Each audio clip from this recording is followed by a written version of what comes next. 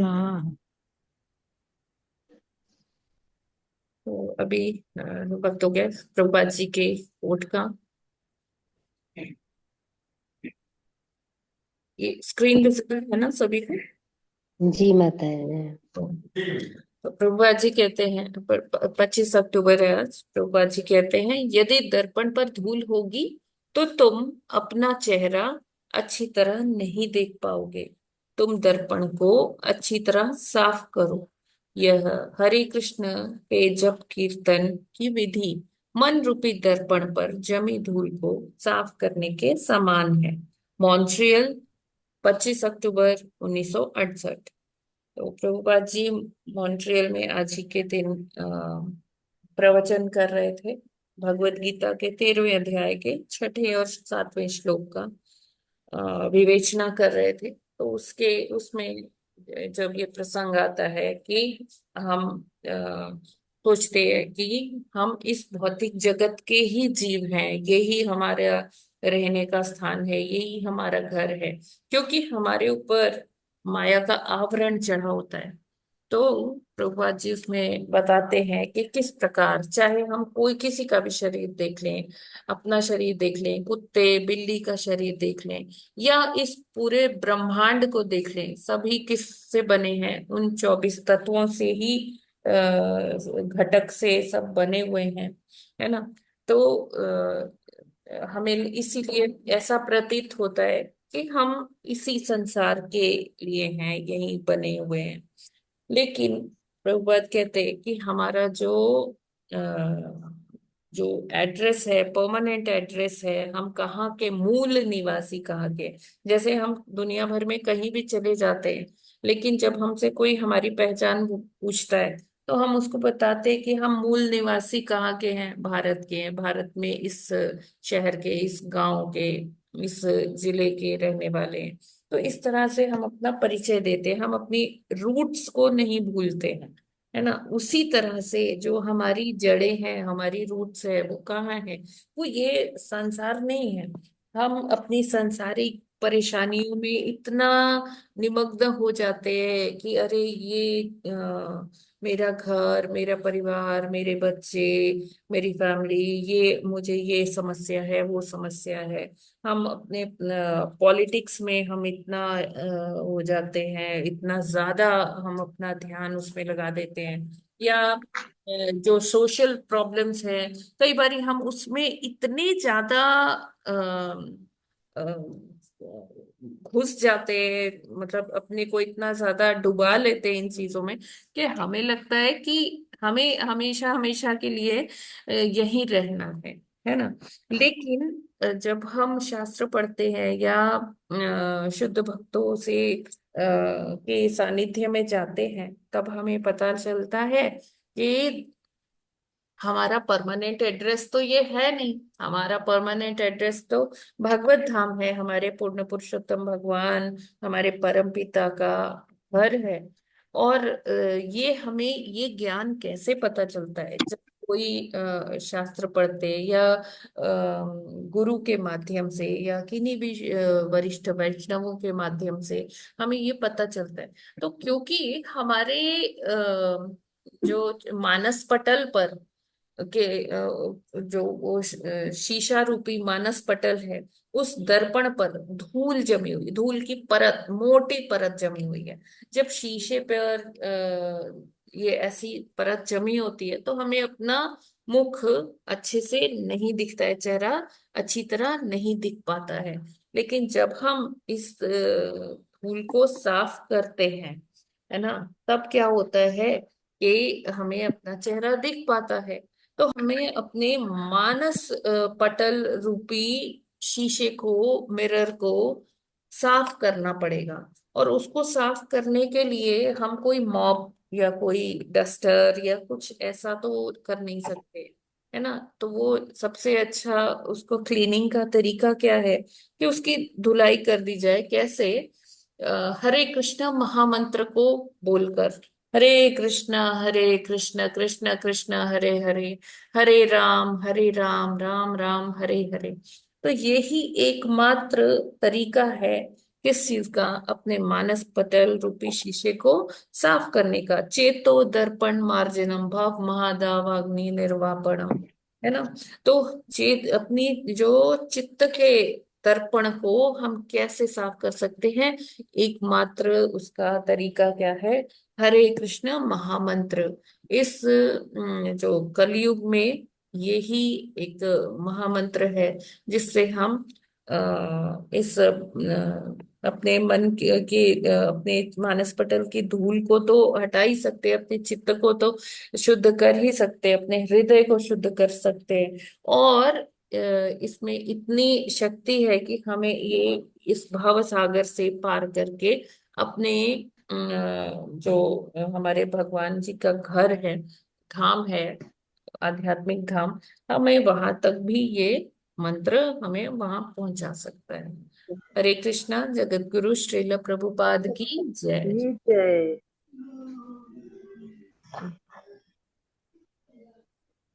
Okay. नव और भागवतम। जी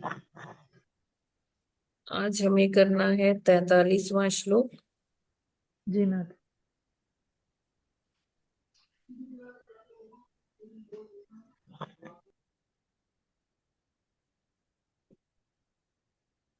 yes माता जी। हरे कृष्णा। 43वां श्लोक। तस्यारविंद नयनास्य पदारविंद किंजल तुलसी मकरंद वायुः अंतर्गतः स्वविवरेण चकार तेषां संक्षोभमक्षरजुषामपि चित्ततन्वोः। हरे कृष्णा। हरे कृष्ण।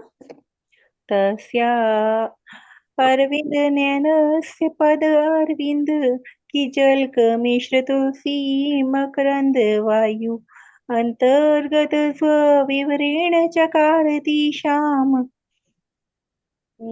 सौक्षुभमक्षरजुषामपि चित्ततन्वो। हरे कृष्ण। हरे कृष्णा।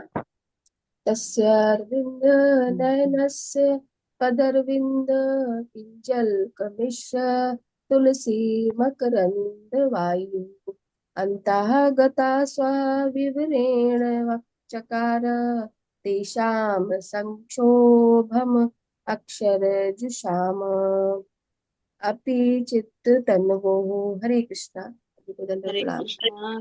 कृष्ण। तस्यारविन्द नयनस्य पदारविन्द किञ्जल्कमिश्र तुलसी मकरन्द वायुः अन्तर्गतः स्वविवरेण चकार तेषां सक्षोभमक्षरजुषामपि चित्ततन्वोः। हरे हरे कृष्ण। हरे कृष्ण।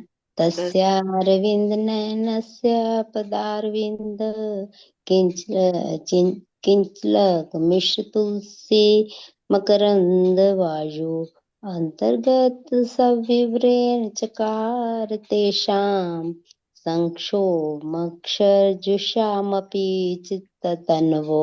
हरे कृष्णा। सभी को दंडवत प्रणाम। हरे कृष्ण। हरे कृष्णा। तस्य अरविन्दनयनस्य पदारविन्द किञ्चल्कमिश्रतुलसी मकरन्दवायु अन्तर्गतः स्वविवरेण चकार तेषां सङ्गक्षोभं छर्जुषामपि चित्ततन्वो। हरे कृष्ण। हरे कृष्ण। तस्यारविन्दनयनस्य पदारविन्द किञ्जल्कमिश्रतुलसी मकरन्दवायुः अन्तर्गतः स्वविवरेण चकार तेषां सङ्कक्षोभमक्षरजुषामपि चित्ततन्वो। हरे कृष्ण। हरे कृष्णा। तस्यारविन्द नयनस्य पदारविन्द किञ्चलकमिश्रतुलसी मकरन्दवायु अन्तर्गत स्वविरेण चकार तेषां षडेचो भमक्षरजुषामपि चिततो नवो। हरे कृष्णा। हरे कृष्णा। तस्यारविन्द अरविन्द नयनस्य पदारविन्द किञ्चल्कमिश्र तुलसी मकरन्दवायु अन्तर्गत स्वविवरेण चकार तेषां सङ्गं शोभमक्षुर्जुषामपि चिततन्वोः। हरे कृष्ण। तस्यारविन्दं नयनस्य पदारविन्द किञ्जल्कमिश्र तुलसी मकरन्दवायु अन्तर्गत स्वविवरेण चकार तेषां षड्शोभम् अक्षरजुषामपि चित्ततत्त्वो। हरे कृष्ण। माता जी दंडवत प्रणाम। सभी भक्तों को दंडवत प्रणाम। हरे कृष्णा। तस्यारविन्द नयनस्य पदारविन्द किञ्जल्कमिश्र तुलसी मकरन्दवायुः अन्तर्गतः स्वविवरेण चकार तेषां संख्योभमक्षरजुषामपि चित्ततन्वोः। हरे कृष्णा। सबको सादर प्रणाम। हरे कृष्णा।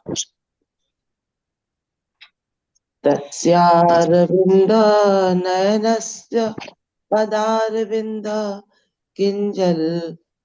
किञ्जल्कमिश्र तुलसी मकरन्दवायु अन्तर्गत स्वविवरेण चकार तेषां संकोपमक्षरजुषामपि चित्ततन्वो। हरे कृष्णा। सभी को दंडवत प्रणाम। माता जी दंडवत प्रणाम। Hare Krishna. Thank you much. शब्दार्थ, अनुवाद और तात्पर्य श्रील प्रभुपाद के द्वारा। श्रील प्रभुपाद जी की जय। शब्दार्थ।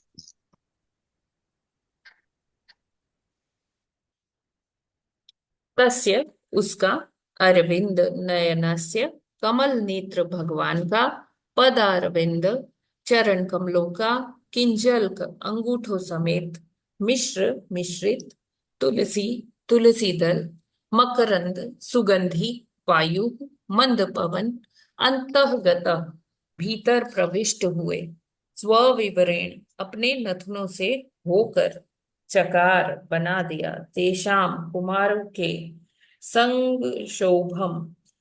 संक्षोभम परिवर्तन के लिए शोभ, अक्षर जुषाम निर्विशेष ब्रह्म साक्षात्कार के प्रति अनुरक्त, अपि यद्यपि, चित्त तन्वो मन तथा शरीर दोनों में।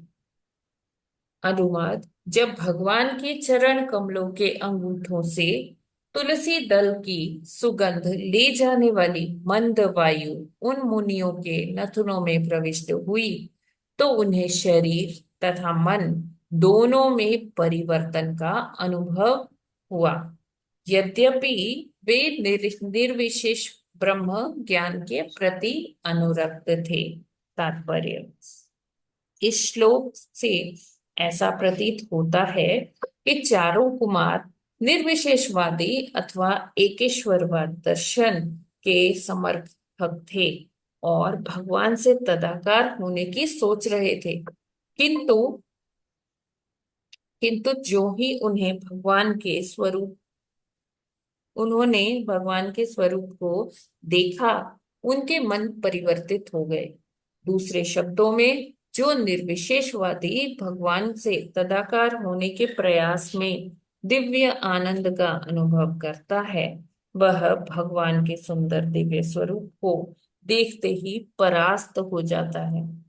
भगवान के चरण कमलों की सुगंध ने जो वायु द्वारा ले जाई गई थी और जो तुलसी की सुगंधी से मिश्रित थी, उनके मनन को बदल डाला। उन्होंने से एकाकार होने के बजाय भक्त बनना श्रेष्ठतर समझा। भगवान के चरण कमलों का सेवक बनना भगवान से तदाकार होने से श्रेष्ठतर है। हरे कृष्णा। वो यहाँ पर क्या बता रहे हैं कि अब भगवान जब आ चुके हैं उस सीन में, प्रवेश उनका हो गया है, लक्ष्मी देवी भी हैं उनके साथ में, तो भगवान का रूप देखकर जो चार कुमार हैं वो इतना उनको आकर्षण महसूस हो रहा है। कल वाले श्लोक में जो हमने पढ़ा था कि उनका मन कर रहा था कि भगवान को देखते ही जाएं, देखते ही जाएं, देखते ही जाएं, है ना। क्यों? क्योंकि इससे पहले वो लोग क्या सोचते थे, वो निर्विशेष जो ब्रह्म की फिलॉसफी है उससे वो लोग प्रेरित थे और उसी के अनुसार भक्ति किया करते थे, है ना। कैसी भक्ति? कि हमें भगवान में तदाकार हो जाना है, हम भी एक दिन भगवान बन जाएंगे ना, उनमें तदाकार हो जाएंगे, उन्हीं में मिल जाएंगे। तो ऐसी जो पद्धति है वो क्या है कि वो बहुत सरफेस स्टडी है। सरफेस स्टडी क्या होता है कि देखिए जैसे एग्जाम होता है, एक बच्चा तो पूरा एक एक चीज डेप्थ में पढ़ रहा है, सारा कुछ उसके बारे में, सारी थियरी उसके बारे में एकदम उसके डीप में जाकर उसको पूरी तरह से समझ रहा है। और एक बच्चा क्या है कि ऊपर ऊपर से पढ़ लेते हैं, पासिंग मार्क्स तो मिल ही जाएगा। तो क्या है कि जो परम सत्य का जो पहला स्टेज है वो क्या है, एक तरह की सरफेस स्टडी है। सरफेस स्टडी मतलब बाहर बाहर से आपको प्रकाश दिख रहा है, लेकिन वो प्रकाश कहाँ से आ रहा है वो स्रोत नहीं दिख रहा है ना। तो बस आपने यही समझ लिया कि यही भगवान है, प्रकाश, वो इतना प्रकाशमय है ना भगवान। बस वो एक प्रकाश के पुंज हैं, और हमारी गति कैसे हो सकती है अच्छी, अगर हम इसी प्रकाश में मिल जाएं, है ना। तो ये हो गई सरफेस स्टडी। अगर अब कोई साधक इसमें और डेप्थ में जाता है और गहराई में पढ़ता है और गुरु के माध्यम से आगे बढ़ता है, तो फिर उनको क्या होता है कि पहले परमात्मा जो है अपने हृदय में आते हैं। अंगुष्ठ आकार के परमात्मा, मतलब कि अंगूठे के जितने परमात्मा हमारे हृदय में वास करते हैं, और वो नजर आते हैं एक भक्त को। ये होती है परम सत्य की दूसरी अवस्था। और जब कोई साधक फिर आगे और गहराई में जाता है और भक्ति करता है अपने गुरु के मार्गदर्शन में, तो फिर उसको परम सत्य की पराकाष्ठा प्राप्त होती है। फिर उसके आगे जानने योग्य, देखने योग्य और कुछ नहीं रह जाता है। क्यों? क्योंकि उस में क्या होता है, साक्षात परम पूर्ण पुरुषोत्तम भगवान श्री श्री राधा श्याम सुंदर के दर्शन होते हैं, साकार दर्शन होते हैं। जैसे हम फेस टू फेस आपस में बात करते हैं, उसी तरह से भगवान जी का दर्शन होता है फेस टू फेस। और जब मनुष्य ये देख लेता है ना, तो उसको और किसी चीज की कामना ही नहीं रह जाती है। क्यों? क्योंकि उसका जो लक्ष्य था वो भगवत प्राप्ति का था, भगवान का प्रेम प्राप्त करने का था, भगवान का धाम प्राप्त करने का था। तो इस तरह से क्या होता है कि जब कोई डेप्थ में जाके भक्ति करता है तो उसको साकार रूप का दर्शन होता है। तो ये जो चार कुमार थे, ये पहले निर्विशेष ब्रह्म के दर्शन से ही बड़े मतलब प्रेरित थे, और ये भगवान में तदाकार होना चाहते थे। अब जब ये वैकुंठ में आए, तो वैकुंठ में क्या हुआ कि भगवान का साक्षात दर्शन हो गया। जब जय विजय ने उन्हें रोक दिया द्वार पर, तो भगवान वहां आ गए, वहां भगवान का दर्शन हो गया इनको। जब इन्होंने भगवान का दर्शन किया, और भगवान के यहाँ बता रहे हैं कि इस श्लोक में ब्रह्मा जी के भगवान के अंगूठे पर तुलसी ही, तुलसी में चंदन भी लगा होता है जनरली। और भगवान, देखिए भगवान से ही एक अलग सी, मतलब एक अलौकिक सी जो एक अरोमा उत्पन्न होती है, एक खुशबू होती है भगवान की अपनी। और ये जो खुशबू है भगवान की, उसमें मिश्रित क्या है? तुलसी दल की खुशबू, तुलसी की खुशबू। और ये खुशबू जब इनके चार कुमारों के नॉस्ट्रल्स से होके उनके अंदर पहुंचती है, तो वो उनका एक तरह से परिवर्तन हो जाता है, शरीर भी और मन भी, है ना। और वो लोग क्या जो निर्विशेष ब्रह्मवादी थे, है ना, निर्विशेषवादी थे, तो वो क्या बन जाते हैं? वो भगवान के भक्त बन जाते हैं। और भक्त किसमें आ सकती है? भगवान के रूप साकार रूप में। सकती है, भगवान के साकार स्वरूप से वो आकर्षित आशा। होते हैं, है ना। जी।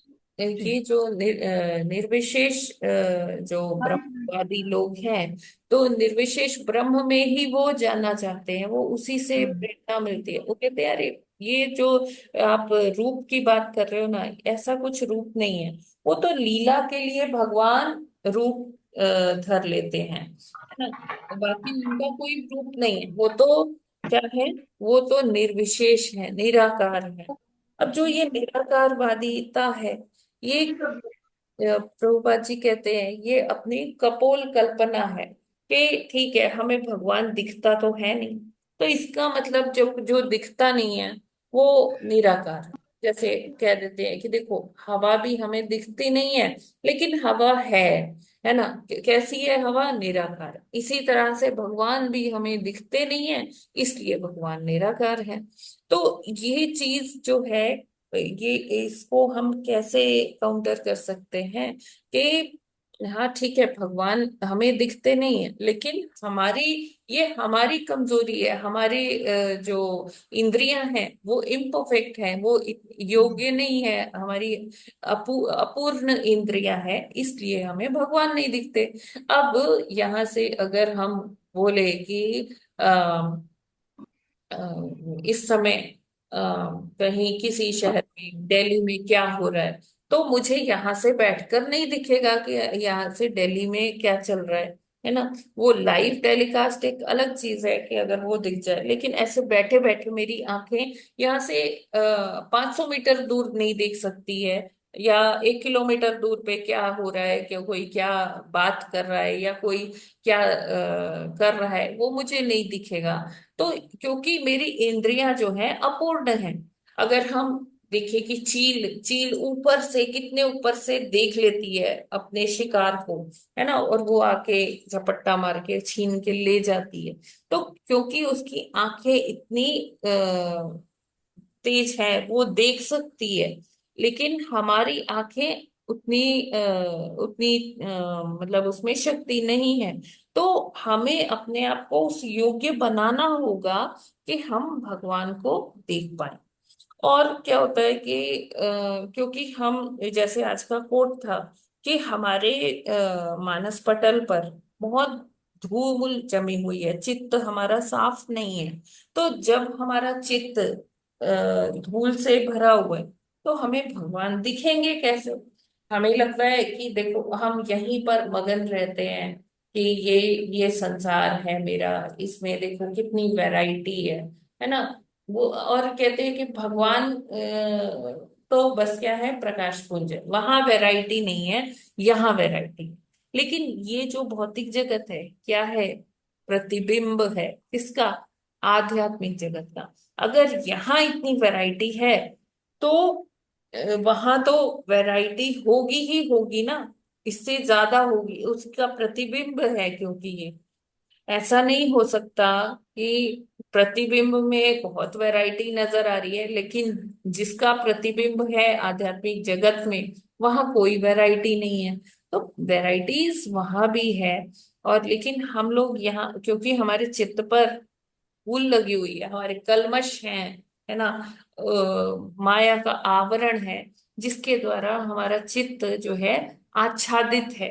हमें भगवान का दर्शन ऐसे नहीं होता है। उसके लिए हमें योग्यता प्राप्त करनी होगी, क्वालिफाई करना पड़ेगा। जैसे कोई एंट्रेंस टेस्ट में हम अगर उत्तीर्ण हो जाते हैं, तब हम आगे वहाँ एडमिशन ले सकते हैं, या किसी पोस्ट पर हमें पदासीन किया जा सकता है। लेकिन जब तक हम वो एग्जाम को क्रैक नहीं करेंगे, पास नहीं होंगे, तब तक ऐसा नहीं होगा। तो उसी तरह से हमें क्वालिफाई करना होगा भगवान जी का दर्शन प्राप्त करने के लिए, वो योग्यता हासिल करनी होगी। तो यहाँ पर जो सनत कुमार थे, चारों भाई, वो भगवान के जब उन्होंने दर्शन पाए, तो वो जो निर्विशेष वाद के दर्शन से वो प्रेरित थे, वो तुरंत ही क्या बन गए? भगवान के भक्त बन गए। ठीक है, इसमें ये क्लियर है? हाँ माता जी, हरे कृष्ण। एक दो क्वेश्चंस हैं हाँ जी माता जी। ये जो चारों कुमार थे, ये बेसिकली निर्विशेषवादी थे जी और भगवान के निर्विशेष रूप को मानते थे, और उसी स्टेज पर जो है ये आध्यात्मिक युग में गए थे। और जो भक्त लोग हैं, भगवान के जो साकार रूप की पूजा करते हैं, जी तो हालांकि शास्त्रों में तो है कि हम्म, भगवान जो है जो तीन रूपों में है, तो पहले प्रकाश पुंज में दिखाई देते हैं, फिर हृदय में दिखाई देते हैं, बात भी सही है। जी उसके बाद जो है उनकी तीसरी स्टेज है जिसमें कि साकार रूप से दिखाई देते हैं। तो भौतिक आंखों से तो ये नहीं दिखाई देते, परंतु फिर भी जो लोग शास्त्रों से, हरि नाम जप से, गुरुओं से जो साकार रूप के बारे में जो है जानते हैं, मनन करते हैं और भक्ति करते हैं, तो क्या ऐसे लोग जो कि सकाम कर्म से मुक्त होते हुए स्टेज में हैं, और जो है जो भौतिक कलमश से धीरे धीरे मुक्त हो जाते हैं, क्या उनको भगवान साकार रूप में ही डायरेक्ट दर्शन देते हैं, बजाय इसके कि प्रकाश पुंज दिखाई दे? हृदय में तो अलग बात है, वो मौजूद है। क्या वो देखिए, सीधा ही दर्शन करते हाँ, हैं भगवान का? ये अलग अलग स्टेप्स हैं प्रभु जी, नंबर 1, नंबर 2, नंबर 3, है ना? तो ये सारे स्टेप्स को पार करके ही हमें जाना है। अच्छा माता जी, जैसे ऐसा ना होगा कि एक भक्ति समझ में लीजिए, एकदम इंसान लगा रहे तो हृदय में एक तो होते बिल्डिंग ही है, है। 10 स्टोरी बिल्डिंग है, ठीक है? तो 10वें फ्लोर पर आप कैसे जा सकते? एकदम ऐसा तो है नहीं कि पैराशूट है उससे उड़ के वहां पहुंच जाएंगे नीचे, मतलब 10वें फ्लोर पर लैंड करेंगे। हमें नीचे से ही ऊपर जाना है। तो जब हम नीचे से ऊपर की ओर जा रहे हैं, मान लीजिए लिफ्ट में हैं, तो आपको दिखेगा कि हाँ, ये फर्स्ट फ्लोर क्रॉस हो गया, ये सेकंड फ्लोर क्रॉस हो गया, थर्ड फ्लोर क्रॉस हो गया, और फिर धीरे धीरे 10th फ्लोर पर आप पहुंच जाएंगे। ऐसा। तो जब अच्छा। जब उस इस भक्ति मार्ग में हम चलते हैं, तो सबसे पहले हमें दर्शन होता है किसका? प्रकाश प्रकाश पुंज का। जी का। अच्छा। फिर सेकेंड जरूरी स्टेज है, पे डायरेक्ट नहीं पहुंच परमात्मा सकते। के भी दर्शन होते हैं। जो लोग इधर रुक जाते हैं, फिर उनको और दर्शन आगे नहीं होते, है ना? लेकिन जो फिर आगे और प्रयास करते रहते हैं कि नहीं, मेरे को तो परम सत्य की पराकाष्ठा तक पहुंचना है, यानी कि भगवान के साकार रूप में दर्शन करना है, तो फिर उनको साकार रूप में दर्शन होते हैं। इसकी पुष्टि कहाँ होती है? ध्रुव महाराज के चरित्र में होती है। ध्रुव महाराज जब अपनी तपस्या कर रहे थे, तो पहले उनको नारद मुनि ने बहुत बोला कि नहीं, आप छोटे 5 वर्ष के बालक हैं, आप नहीं कर पाओगे। तो बोले, अगर आपको बताना है तो बताइए, वरना मेरा मार्ग मत अवरुद्ध करिए, मुझे तो तपस्या करनी है। उनका दृढ़ निश्चय देखकर नारद मुनि ने उनको बताया। तो उनको पहले नारद मुनि के सानिध्य में, मार्गदर्शन में, उन्हें पहले निर्विशेष ब्रह्म ज्योति का दर्शन हुआ। फिर नारद मुनि ने उनको आगे और मार्गदर्शन दिया, बोले कि अभी ऐसा करो, ऐसा करो, जो भी उन्होंने बताया। तो उससे उनको क्या हुआ? हृदय में परमात्मा हृदय दिखे। में भगवान उनके परमात्मा स्वरूप में उनका दर्शन हुआ। अ, अच्छा माता जी, मतलब जो जो स्टेज से पार हुए हैं वो भी चतुर्भुजी है। रूप में उनका दर्शन हुआ अपने हृदय में। फिर हम्म। अभी नारद मुनि ने ध्रुव महाराज को बोला कि अभी आप जाओ अपने घर, अब आपको दर्शन हो गए। तो कहते हैं कि नहीं नहीं, मुझे ये दर्शन से संतोष नहीं हो रहा, मुझे तो फेस टू फेस, जैसे मैं आपसे बात कर रहा हूं उसी तरह से मुझे फेस टू फेस भगवान जी से बात करनी है। तो फिर क्या होता है कि फिर नारद मुनि बताते हैं कि लेकिन वो बहुत कठिन है वो राह, तुम बालक हो नहीं कर पाओगे, लौट जाओ अपने महल। तो बोले कि नहीं, मैं महल नहीं लौटूंगा। तो जब फिर से उनका दृढ़ निश्चय देखते हैं, तब नारद मुनि उनको बताते हैं कि अब आपको अपनी श्वास रोकनी होगी, है ना। तो उन्होंने श्वास रोक ली, और फिर जब पूरे इस कारण पूरे ब्रह्मांड की जो हवा बह रही थी वो अ, रुक गई। तो सभी प्राणियों का मतलब एकदम सफोकेशन होने लग गया, वो सांस नहीं ले पा रहे थे। फिर जब भगवान ने देखा कि जो ध्रुव महाराज है इतनी कठोर तपस्या कर रहे हैं, तो भगवान ध्रुव महाराज को दर्शन दिए कि ऐसे साकार रूप में दर्शन दिए। तो यहां से हमें पुष्टि होती है कि ये 3 स्टेप्स हैं परम सत्य का। ठीक है प्रभु जी।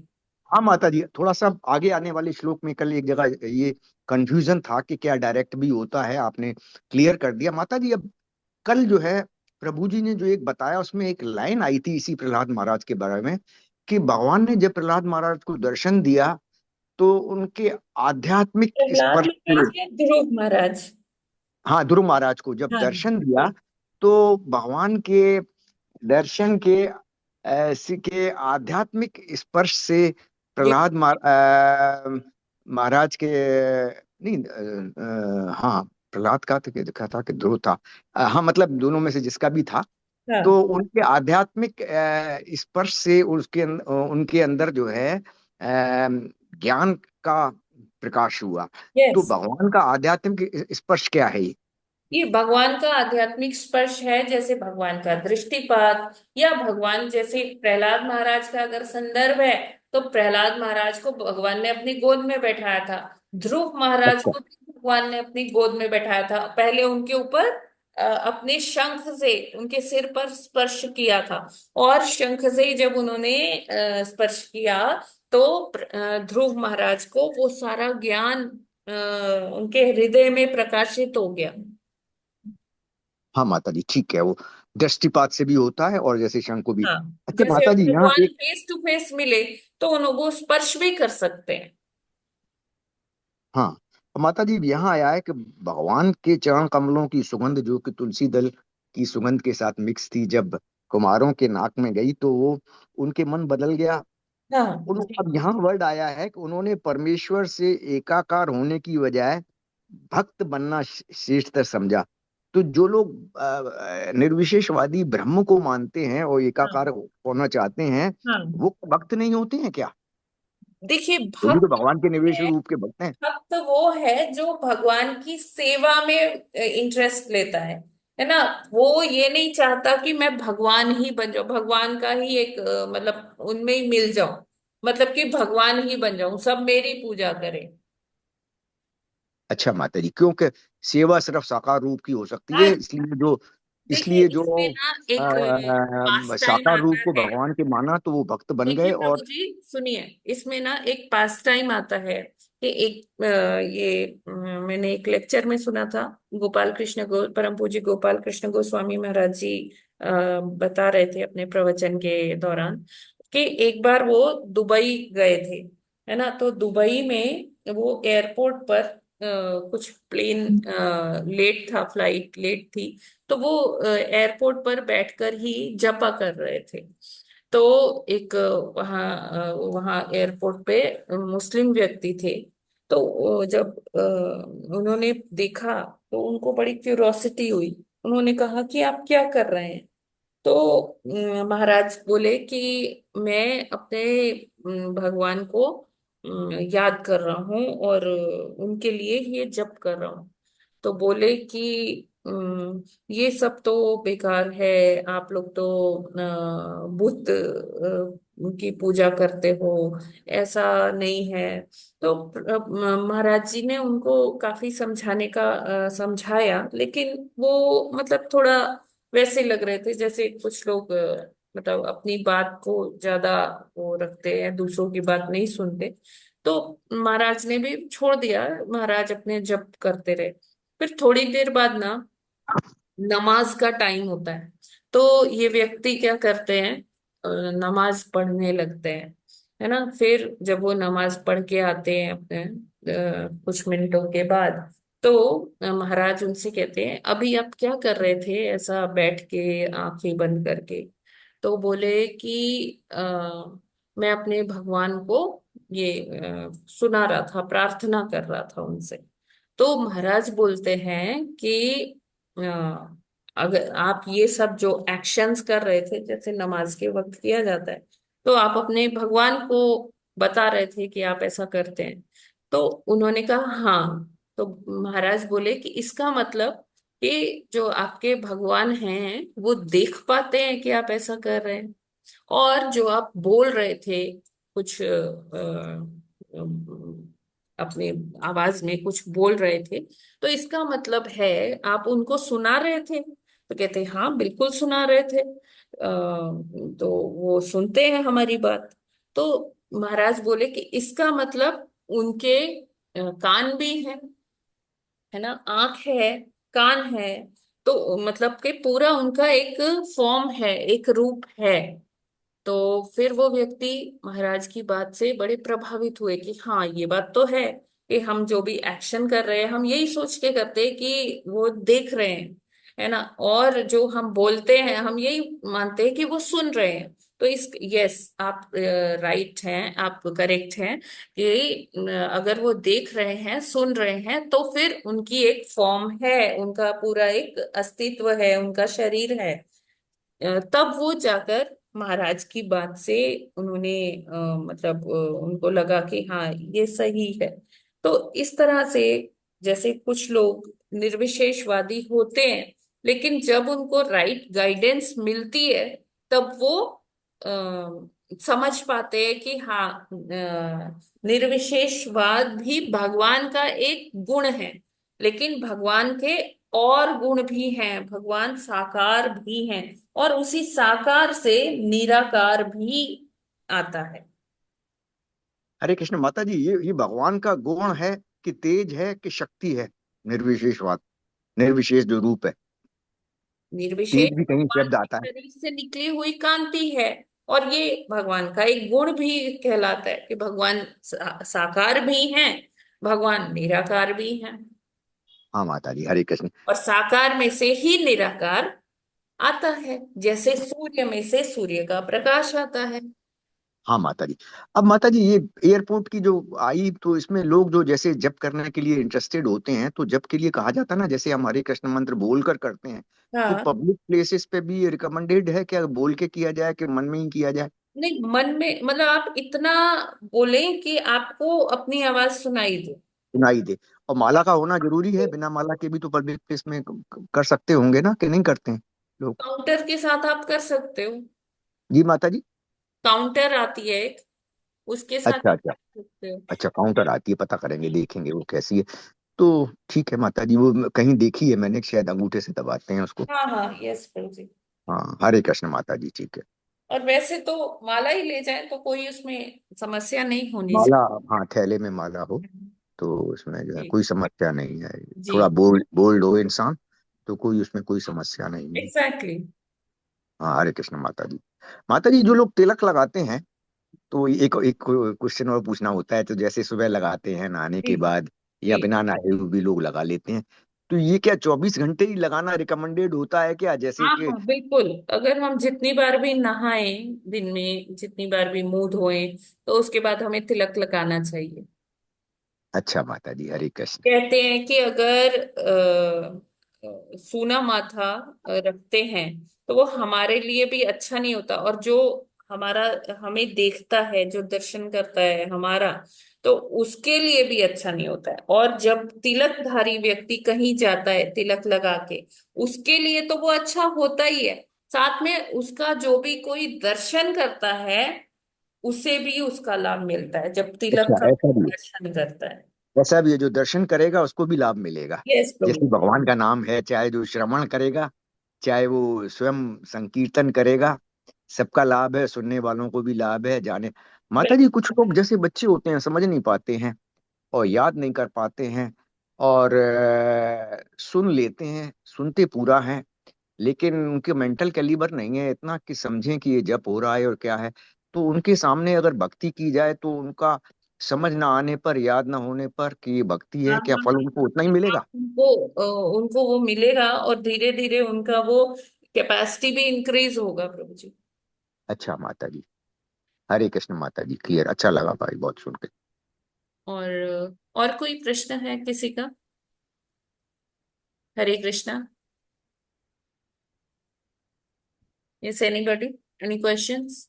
हाँ माता जी, थोड़ा इसमें एडिशन ये था कि चाहे लैंग्वेज नहीं समझ में आती हो वो, कि ये जब के हरे कृष्ण बोल रहे हैं, तब भी असर होगा ना उसका? हाँ हाँ, यस प्रभु जी। ठीक है। जब कीट पतंगों को, पेड़ों को, हाँ हाँ ये सब हाँ, आया है, आपने प्रभावित बताया था, करता है। सब लाभान्वित होते हैं। हाँ कितने लाभान्वित होते हैं ये शास्त्र में नहीं आया है, लेकिन ये है कि कीट पतंगे पेड़ पौधे सब लाभान्वित होते जी हैं, जी। ऐसा आया है जब में। हाँ, हाँ, हरे कृष्ण माता जी। हरे कृष्ण। हाँ जी माता जी, प्रभु जी, आपका कोई प्रश्न?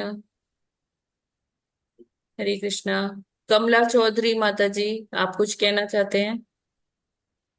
अभी तो नहीं है। हरे कृष्णा। हरे कृष्णा। जी माता जी, कोई प्रश्न आपका? नहीं, अभी प्रश्न तो है नहीं, सब लोग पूछ लेते हैं तो मेरा उससे हो जाता है। अच्छा, तो आपको माता जी ठीक लग रहा है? जी, बहुत अच्छा लग रहा है। जी, ठीक है माता जी। तो कम से कम इस हरे बहाने कृष्ण माता जी। प्रभु का नाम तो हो रहा है। हाँ जी। वरना ऐसे तो समय निकाल नहीं पाते हैं, समझो तो इस समय नाम ही लेना काफी है अपने लिए।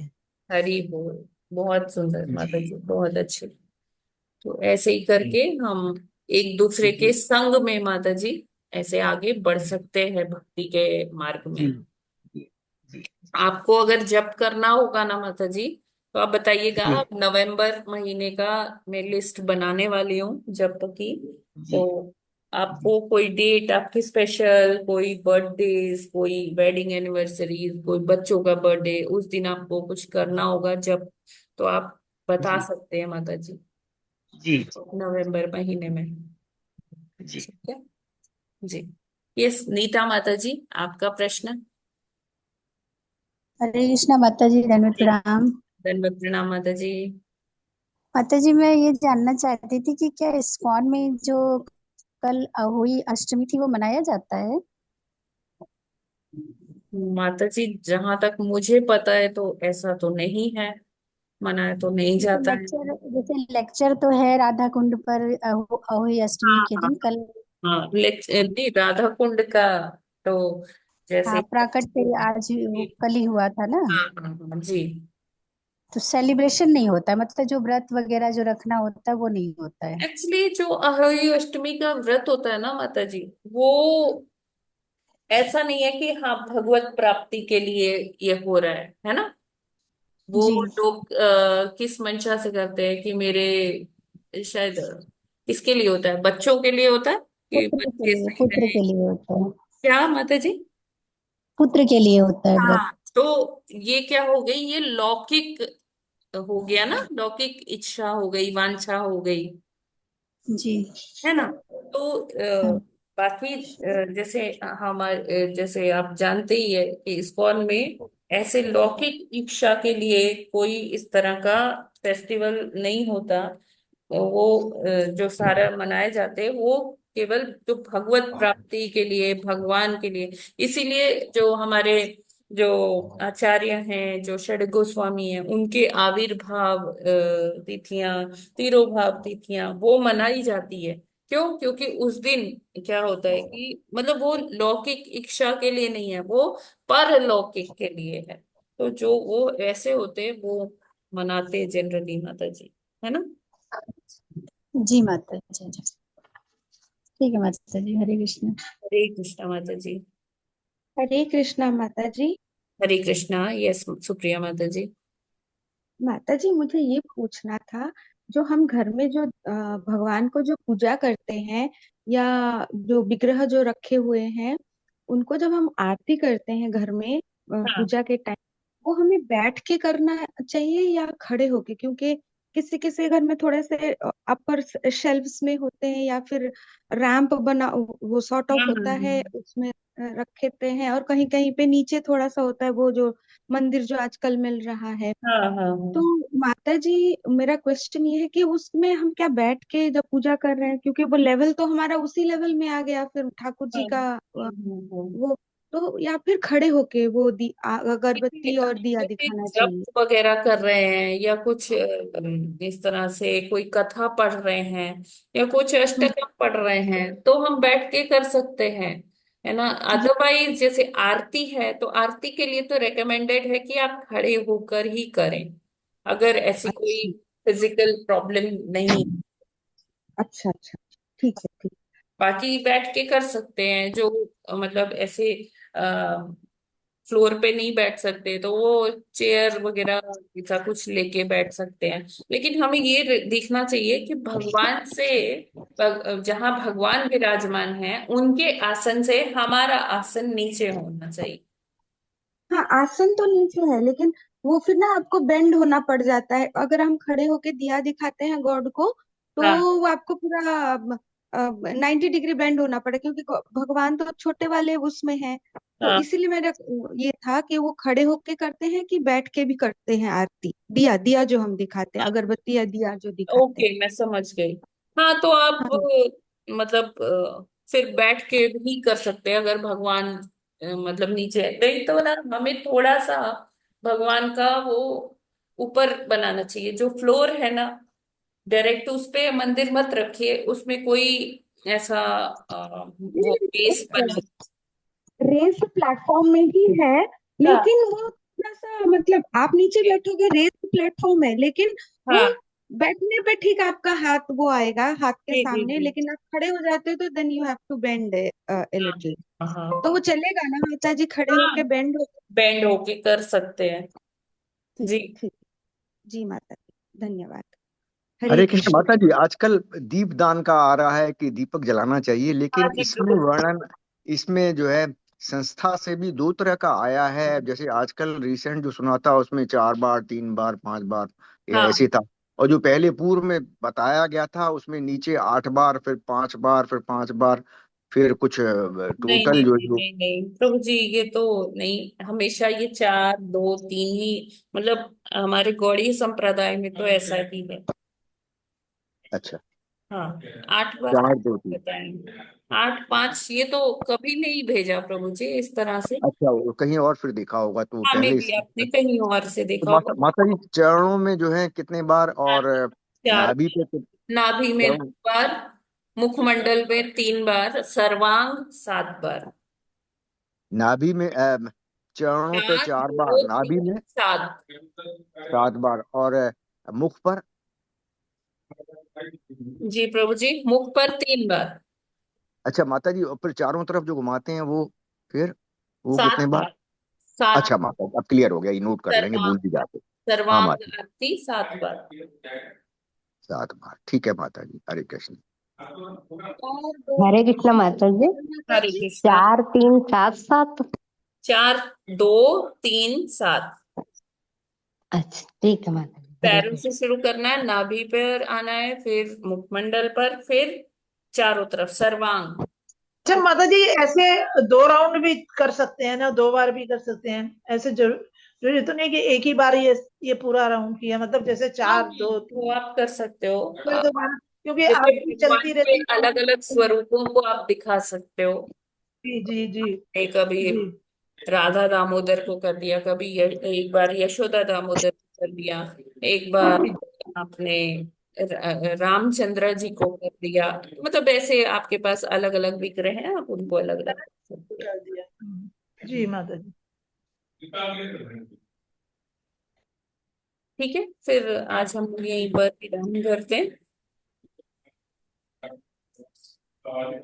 ग्रंथराज श्रीमद् भागवतम की जय। जगत गुरु श्रील प्रभुपाद की जय। नामाचार्य हरिदास ठाकुर की जय। अनंत कोटि वैष्णव भक्त वृंद की जय। वांछा कल्पतरुभ्यश्च कृपा सिंधुभ्यश्च पतितानां पावनेभ्यो वैष्णवेभ्यो नमः। कार्तिक मास महामहोत्सव की जय। प्रदान महामहोत्सव की जय। हरे कृष्णा। हरे कृष्ण माता जी, हरे दंडवत कृष्णा प्रणाम। माता जी। कृष्ण माता जी, दंडवत प्रणाम।